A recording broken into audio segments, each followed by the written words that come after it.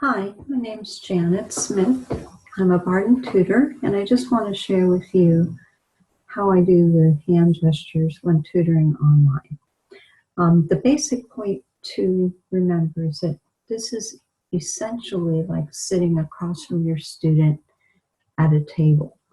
But one thing that's important to do before anything else is to go to your video settings and enable the mirror effect for you and your student in the video settings. Make sure they have that on theirs as well, because that way it does mirror, it does make it look like the same way. It mimics the way it would be exactly as if you were sitting across from them at a table.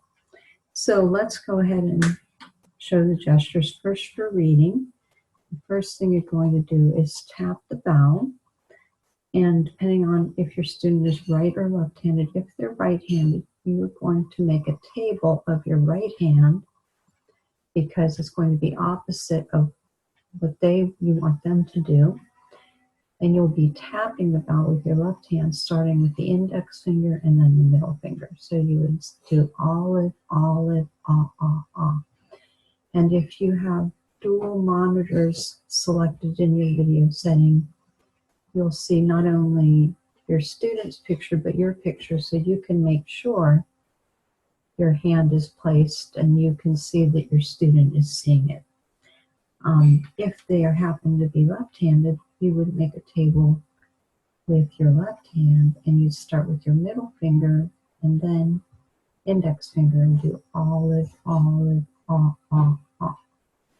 The next, for checking tricky letters, because that's always done with the left hand, you're going to hold up your right hand and with the thumb up, and then you can switch it to up or down if you need to do that.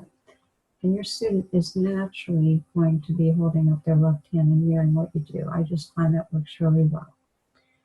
Then touch and say, I usually just do this on the screen. I can touch each letter, and I can tell them to blend it slowly and swoop underneath, or even use the drawing tool if I want. That's a personal preference. And then say it fast like a word. You can have that on or off as a drawing tool. And that's all for reading. Then for spelling, first you would say a word, they would repeat it. You want them to say it slowly. For any swooping gesture, you're going to always start and go the opposite way. So I'm starting on my right and swooping to my left so that the student sees that as left to right. So say it slowly. And then finger spelling, if they're right-handed, you're going to put your right fist up with your fingers facing towards you and start with your thumb and break apart the word that way. And they will do that with their left hand, the way they would if you were if they were in person.